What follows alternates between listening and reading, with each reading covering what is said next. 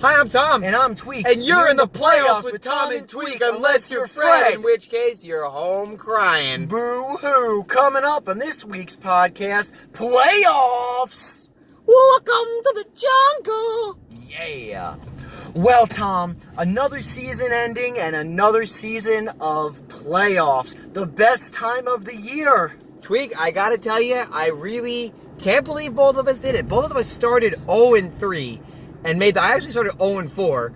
1-5, if I'm not mistaken. And still made the playoffs. Honestly, I've never won this league. I mean, I made the finals twice, but I feel like this is my biggest accomplishment in fantasy football. Digging myself out of the black hole abyss that I was in. Both of us dug ourselves out of the black hole abyss. We both had our terrible problems the entire season. Le'Veon Bell, for me, not ever showing up. Who would have thought? Your team being the dumpster fire that it was. But then you made pickup after pickup after pickup. So many supreme pickups this year catapulted you into the playoffs. You have not lost since you've picked up Chubb. Tweak, I gotta tell you though, I'm afraid we may have peaked last week.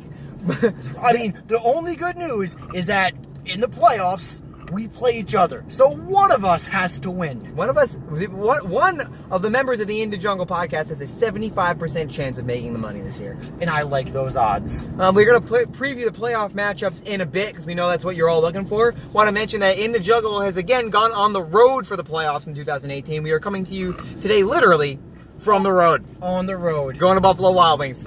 Wings, beer, sports. Tweak, before we get into the playoffs, want to have sort of a in memoriam segment for 6 teams. 6 owners entered the octagon this year and died. Those 6 owners, Tweak, let's review their seasons. First, one of the worst seasons probably in the history of the fantasy football league. Are we talking about Solis? We are. Wow. I mean, Solis had a terrible season from his very first draft pick up until the last week of the season. Skipping over Alvin Kamara and everybody else after that, just a terrible season. We've had some bad seasons in the past, but it's a miracle Solis even has wins right now. You know, Tweak, ironically, I was looking at our preseason projection for, the Tom McShay draft board rankings projection thing, whatever it's called, big board or whatever. And even though we had Solis taking Kamara, it looked like it wouldn't have mattered for a team anyway. Tommy actually ended up with Zeke and Tyreek Hill, which he ironically had anyway. Yep, you are correct. And on the other teams that didn't make the playoffs, surprisingly, Alo missed out on the playoffs. Yes. Who would have thought? I picked Brian and Alo both to make the playoffs at the beginning of the season, and going back, I would have done it all over again, even though I got those 2 wrong. I think it's always a surprise when those 2 guys don't make it. I think both Brian and Alo, though, are in much better position for next season with their keepers. Alo has Melvin Gordon, Brian has Antonio Brown. They're really set. even Jen with Odell Beckham Jr., Yeah. Louis and Fred and Solis, on the other hand, all 3 of those guys out of the playoffs and don't have a go-to 100% locked and loaded keeper for next year. So the consolation bracket becomes much more important for those 3 guys. They need to really be shooting and hoping that they can get a top 2 pick, because we all know those 2 running backs that are going to go most likely 1 and 2 next year. Gurley and McCaffrey. Projected top 2 way too early. I also project Alvin Kamara to be available again next year, possibly also Ezekiel Elliott. So I think a top 4 pick would still be pretty darn good. Well, which one of those 6 teams do you think has the best chance to win the consolation bracket? That's a good question, Tweak. I think right now, I still like Alo's team. I know for a while I've been saying that Alo has great running backs and they have not come to fruition. Alo's actually had some really bad luck with injuries in terms of Gordon and the guy from the 49ers. But I still think Alo, out of that bunch, is the best fantasy football player. So, given that all the teams kind of suck, I'm going to pick the guy who has the best fantasy football prowess and picking Alo to win the consolation bracket.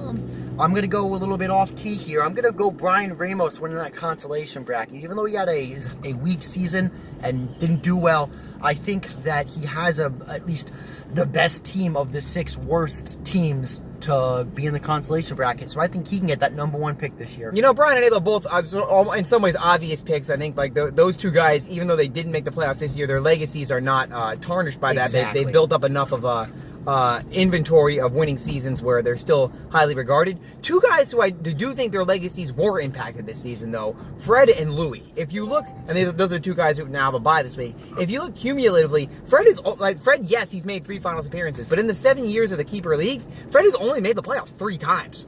Same with Louis. Tweaks made the playoffs 3 years Tweaks already. made the playoffs 3 times, and you've only been in the league 5 years. So, both Fred and Louis, Louis won the league. Louis was the first winner in the Keeper League era, so that's something that no one can ever take away from him. But since then, Louis has not even made semifinal weekend. And I think those two guys really, their legacies are at stake here. They're negatively impacted. One of them, a consolation bracket win wouldn't do them a ton of good, but it would do them some good. Especially since they have such subpar keeper options. Who is this Louis year. even keeping? I think Fred probably keeps Sony Michelle, but I don't even know who Louis keeps. This is going to be really, really tough. Like, they have to do well in the consolation bracket. But enough about them losers. Right. Let's talk about the winners, the teams that made the playoffs, the 2 matchups that we have this week. We're going to go to ours later, but let's talk about the other matchup. The matchup of the 2 most recent champions of fantasy football. Fuego, you had Dave 2 years ago, Cole J last year, looking to go back-to-back YMA 96-97. Now, Cole J had an interesting road to the playoffs, whereas Dave was crushing people with his 2 running backs. Cole J, again, did it with the tight end and defense. Tweak, do you see him being able to pull off an upset? I think it would be an upset over Dave this week. I think that he can be Dave, and I'm not even going to call it an upset. I think that Cole J is actually favored, and I'm going to tell you why. If you look in the beginning of the season, yes, Dave was wrecking it up and tearing people a new asshole left and right week after week. So many new assholes. I think he started like 5-0 or 5-1. He started off phenomenal and probably better than Tommy D and Sebi right now. The teams have the buys. Tweak fact. But what you see happening the last several weeks is he's been losing and he lost the rivalry week this week against Jen, did he not? He did. He's sleeping on the couch. Exactly. He was sleeping on the couch, and Cole J had to keep winning. I think that Cole J has an advantage here since he's been on a more of a winning streak, and Dave's been on this not so hot streak. So, what's great about the playoffs is the playoffs is the ultimate The Rock. It doesn't matter what you've done this season. All the records go out the window. That being said, I think this week it comes down to the matchups. Cole J has an Aaron Rodgers who just got his coach fired and will be out hungry to make a difference, where Jay's got Jared Goff against Chicago in Chicago, the best defense in the league this week. I think Cole J pulls off the upset. That's what I'm saying as well. I think Cole J can get that W and have the potential to live true to his team name going back to back. Now, this is awkward, Tweak. It's me versus you. Clearly, we know who's going to win this so matchup. So awkward. No Clearly, yeah. Yeah, me. Wait a minute. What do we do? Wait, hold up, wait a minute, because obviously I have the best team on paper. There is nothing you can do that can beat me this week.